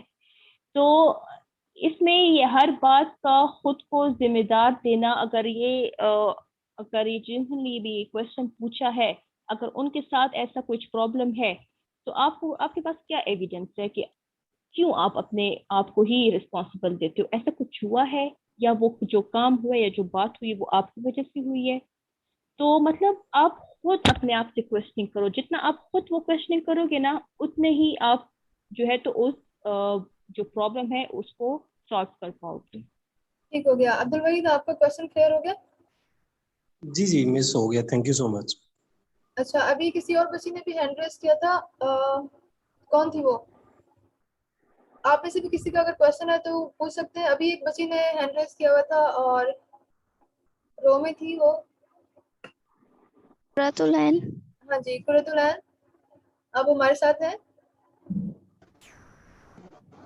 जी। जी कुरतुलैन हमारे साथ है जी। कुरत, क्या क्वेश्चन है आपका? अस्सलाम वालेकुम मैम। बेसिकली मैम मेरा क्वेश्चन था कि जिस तरह कुछ लोग होते हैं उनकी साइकोलॉजी इशू नहीं होता, जिस तरह मतलब सोशल फोबिया नहीं होता, वो सोशली बहुत एक्टिव होते हैं और हर किसी से बहुत एक्टिवली मिलते हैं, लेकिन उनकी नेचर में ये होता है कि वो खुद ही अवॉइड करते हैं, वो गैदरिंग को अवॉइड करते हैं, वो फ्रेंडशिप्स नहीं बनाते, अकेला रहना ज़्यादा पसंद करते हैं। मतलब वो एक्सप्रेसिव नहीं होते, लेकिन वो ऑब्जर्व करते हैं हर चीज़ को अपने अंदर, मतलब जो चल रहा है उसको ऑब्जर्व करेंगे, लेकिन अपनी राय नहीं देंगे लोगों को। तो ये यस किस चीज़ में आ जाता है? यस, ये अच्छा बेहतरीन क्वेश्चन आया है, हम्म, बेहतरीन क्वेश्चन आया पूरे वेबिनार का। अभी जो पीछे अब्दुल वहीद साहब ने क्वेश्चन किया है ना, ये उसका आंसर है। ये जो अभी आप बात करें कुरत, ये पर्सनालिटी टाइप्स हैं, ठीक है। आप बताएंगी मैम मरियम, इंट्रोवर्ट और एक्सट्रोवर्ट वाली अच्छा टाइप हैं। कुछ बच्चे होते हैं हाँ इंट्रोवर्ट जो कि अपनी फीलिंग्स को अपने तक रखते हैं, कंजर्वेटिव होते हैं, रिजर्व होते हैं, वो दूसरों से शेयर नहीं करते। ये एक नॉर्मल चीज है और ये एक पर्सनैलिटी टाइप है, ठीक है। एक्सट्रोवर्ट होते हैं जो सब कुछ शेयर करते हैं, इंट्रोवर्ट होते हैं जो नहीं करते। ये है वो पर्सनैलिटी की टाइप जिसके बारे में अभी अब्दुल वहीद साहब बात कर रहे थे। लेकिन जो उनका क्वेश्चन था वो बिल्कुल अलग था, आपका क्वेश्चन बिल्कुल अलग है जी। मैम मरियम, आप आंसर करना चाहेंगे? बिल्कुल बिल्कुल, ये जैसे इन्होंने कहा कि साइकोलॉजिकल इश्यूज नहीं होते, पर वो सोशल गैदरिंग्स में जाना पसंद नहीं करते और फ्रेंडशिप्स, तो वो हम फिर इंट्रोवर्ट में ले लेते हैं, क्योंकि कुछ लोग जो होते हैं वो बाय बर्थ ऐसे होते हैं। ये पूरी पर्सनैलिटीज पर, जैसे हम कहते हैं डेवलप पर्सनैलिटी पर हम डिपेंड करते हैं। अब पर्सनैलिटी में तो हमारे पास पर्सनैलिटी डिसऑर्डर्स का मैं नहीं कह रही, पर्सनैलिटी डिसऑर्डर्स में फिर हमारे पास नार्सिसिस्टिक आ जाता है, अवॉइडेंट आ जाता है, स्किज़ॉइड आ जाता है, डिफरेंट, वो तो फिर हम साइकोलॉजिकल पर्सनैलिटी इश्यूज डिसऑर्डर पे भी एक जी सेमिनार करेंगे, ठीक है। जी तो बिल्कुल। उसमें वो आपके फिर सारे क्वेश्चन जो है ना इंशाल्लाह उसमें भी क्लियर हो जाएंगे। लेकिन ये जो अभी आप बात करी, ये नेचुरल है, ये नॉर्मल है, और इंट्रोवर्ट पर्सनैलिटी टाइप है पर्सनैलिटी की, और ये बहुत से लोगों में होती है। ये कोई ऐसी एबनॉर्मल बात नहीं है, ठीक है। ये कोई डिसऑर्डर जी नहीं है, बिल्कुल कोई साइकोलॉजिकल इशू नहीं है, ठीक है। कुरत, आपको बिल्कुल। क्वेश्चन क्लियर हो गया? Yes ma'am, thank you so कोई मच। और क्वेश्चन है आपका? No ma'am, thank you so much. ठीक है जी। और हमारी ऑडियंस में से किसी का कोई क्वेश्चन है तो पूछ सकते हैं, फिर हमने अपना सेशन जो है वो इख्तिताम करना है जी। किसी और का कोई क्वेश्चन हो?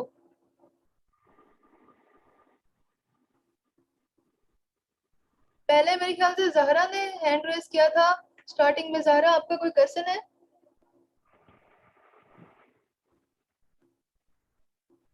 जहरा?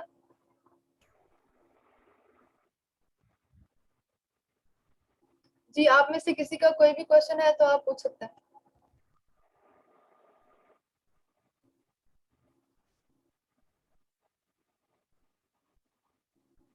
ओके डॉक्टर मरियम, मुझे लगता है कि किसी का क्वेश्चन नहीं है। आप जी कुछ कहना चाहेंगी? मैं एंड में अपना यही एक मैसेज दूंगी, ये जो अपनी फर्स्ट प्रायोरिटी आप मेंटल हेल्थ रखो। जितना आप ये सोचोगे कि नहीं मुझ में कोई एक प्रॉब्लम आपको नजर आ रही है और आप कहते हो कि नहीं मैं ये एक्सप्रेस नहीं करूंगा क्योंकि लोग क्या सोचेंगे, कि साइकोलॉजिस्ट के पास जाते हैं या साइकेट्रिस्ट के पास, लोगों की फिक्र करना छोड़ दें। लोगों का काम होगा बातें ही बनाना। अपनी फर्स्ट प्रायोरिटी अपनी मेंटल हेल्थ रखो। जो प्रॉब्लम है उसको बोलो, शेयर करो। जितना आप शेयर करोगे आपकी प्रॉब्लम्स कम होती जाएंगी। अपने फियर को अपने अंदर दबा के मत रखो। जितना अपनी फियर को अपनी प्रॉब्लम्स को अंदर दबा के रखोगे आगे और साइकोलॉजिकल इश्यूज क्रिएट होंगे। अगर सपोज एक इंसान की नेगेटिव थिंकिंग बहुत है तो वो उससे बार बार सोचने, नेगेटिव थिंकिंग सोचने से उसमें कितने साइकोलॉजिकल इश्यूज डेवलप हो सकते हैं, डिप्रेशन, स्ट्रेस, डिफरेंट। तो जो आप सोचते हो उसको, अपनी फीलिंग्स को सप्रेस मत करो, बोलो। जितना आप बोलोगे उतनी आपकी प्रॉब्लम्स कम होती जाएंगी। तो अपनी फर्स्ट प्रायोरिटी हमेशा अपनी मेंटल हेल्थ को रखें। Okay okay great. अच्छा, मैं अब्दुल वहीद साहब के क्वेश्चन के बारे में सोच रही थी। उनका क्वेश्चन काफ़ी इंटरेस्टिंग था और मुझे लगता है कि उस पर थोड़ी सी बात करनी चाहिए। उन्होंने अभी जो बात की ना कि हम लोग हर चीज़ को सेल्फ ब्लेम पे ले जाते हैं या सर्कमस्टांसेस पे ले जाते हैं, तो ये कुछ लोग होते हैं, ये पर्सनैलिटी की टाइप नहीं है, ये कोई डिसऑर्डर नहीं है, ये एक नेचुरल है, एक डिफेंस मैकेनिज्म है और ये हम सब के अंदर होता है। कि अक्सर होता है ना कि पेपर अच्छा नहीं हुआ, यार हम ये नहीं कहते कि हमने तैयारी नहीं की थी, हम कहते हैं पेपर मुश्किल आया था, टीचर ने आउट ऑफ कोर्स पेपर बनाया था, ठीक है। तो हम अपने सर्कमस्टांसेस पे ब्लेम डालते हैं, खुद पे ब्लेम नहीं लेते, क्योंकि खुद को डिफेंड करना होता है ना, defence mechanism. So it's a natural thing, ये कोई पर्सनैलिटी की टाइप नहीं है। हाँ, अगर आप खुद पे ब्लेम लेते हैं हर चीज़ का, तो उसकी कोई हिस्ट्री होनी चाहिए, ठीक है। हो सकता है पास्ट में आपकी किसी गलती की वजह से कोई बहुत बड़ा इंसिडेंट हो गया हो जिसका ब्लेम आपको पता है कि आपकी वजह से हुआ था, ठीक है। आपके किसी किसी हरकत की वजह से किसी की डेथ हो गई, खुदा ना खास्ता, ठीक है, आपके फ्रेंड की, आपके कजन की, आपके सिबलिंग्स में से किसी की, तो उसका ब्लेम आप खुद पे डाल दो, तो अनकॉन्शियसली आप उसके बारे में सोचते हो कि अच्छा वो गलती मेरी थी, तो उसके बाद जिंदगी में जो कुछ भी हो रहा है वो हर चीज़ की गलती जो है मेरी है, आप खुद पे ब्लेम डालते हो। तो ये तब तक नॉर्मल है जब तक आप छोटी छोटी चीज़ों का ब्लेम लेते हो और सैड होते हो, लेकिन अगर वो सुसाइडल अटेम्प्ट तक चला जाता है तो वो एबनॉर्मल हद तक चला गया है। अब आपको जो है प्रोफेशनल हेल्प लेनी चाहिए। दूसरा, जैसे मैडम मरियम ने कहा, डॉक्टर मरियम ने कहा कि प्रोफेशनल हेल्प लेने से कभी भी हेजिटेट नहीं करना चाहिए। इसमें कोई अना वाली बात नहीं है, इसमें कोई शर्म वाली बात नहीं है, कोई शेमफुल फील करने की बात नहीं है। आप बीमार होते हैं, आपको बुखार होता है, आप एक एमबीबीएस डॉक्टर के पास भी तो जाते हैं ना। तो अगर आपको मेंटली कोई सिकनेस फील हो रही है तो आप एक साइकोलॉजिस्ट के पास भी आ सकते हैं, ठीक है। इसमें कोई परेशानी वाली बात नहीं है, ये इट्स नॉर्मल और ये ज़िंदगी का हिस्सा है। हमारे पाकिस्तान में अभी इतना ये रिवाज नहीं आया कि हम लोग इस तरह से इतना इजीली अटेम्प्ट कर सकें, लेकिन बाहर के ममालिक में ये एक आम सी चीज़ है कि क्लिनिकल साइकोलॉजिस्ट के पास जाके आप अपना टेस्ट करवाते हैं, mental health, emotional test, depression का टेस्ट, एंजाइटी का टेस्ट। इन सारे टेस्ट से आपको पता चलता है कि आप इस वक्त किस मेंटल स्टेज पर हैं। क्यों मरियम, क्या ये बिल्कुल हमारे जी बिल्कुल हमारे पास डिफरेंट स्केल्स होते हैं। एंजाइटी का अपना स्केल है, डिप्रेशन का अपना है, मतलब डिफरेंट पर्सनैलिटी। अच्छा, हमारे पास IPDE है, जो है पर्सनैलिटी स्केल। अगर वो अच्छा, स्केल आपको इंसान ने आपको याद जी हो जी डॉक्टर हाशिम हमारे बहुत ही सीनियर साइकोलॉजिस्ट हैं, वो हमेशा कहते होते थे कि एंजाइटी को कंट्रोल कर लें इससे पहले कि एंजाइटी आपको कंट्रोल करे। विच मीन्स कि आपका जो बिल्कुल फियर है वो आपके अपने कंट्रोल में है। आप लोग को अंधेरे से डर लगता है, उसके पीछे कोई रीजन होनी चाहिए। अगर कोई रीजन नहीं है तो इट मीन्स कि वो एक अनकॉन्शियस फियर है, उसको आप कंट्रोल कर सकते हैं, ठीक है। रीजन है तो रीजन को फाइंड करें, उस रीजन को देखेंगे क्या मैं इस रीजन को कंट्रोल कर सकता हूँ या नहीं। आपकी पर्सनैलिटी से बिल्कुल रिलेटेड 90% चीजें आपके अपने कंट्रोल में होती हैं। जो बाकी की 10% होती है उसके लिए आपको प्रोफेशनल हेल्प की जरूरत होती है और आपको हेल्प लेनी चाहिए, उसमें हेजिटेट नहीं करना चाहिए। अभी किसी का कोई क्वेश्चन है, मैं दोबारा सबसे पूछ रही हूँ, अगर किसी का क्वेश्चन है तो हैंड रेज करें, क्वेश्चन पूछें, अदरवाइज फिर हम सेशन को एंड करते हैं। जी, किसी का कोई क्वेश्चन है?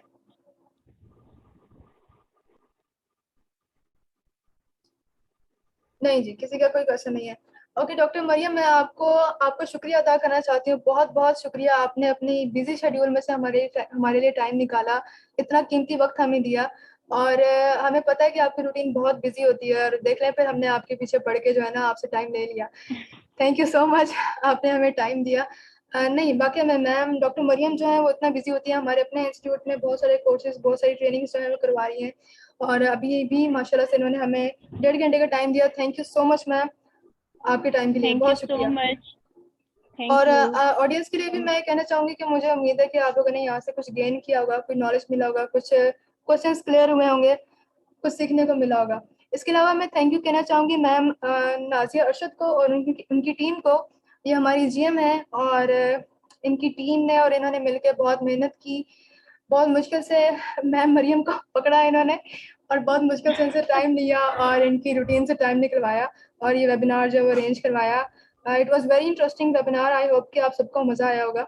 सो thank you so much ma'am Nazia Arshad, and thank you so much her team.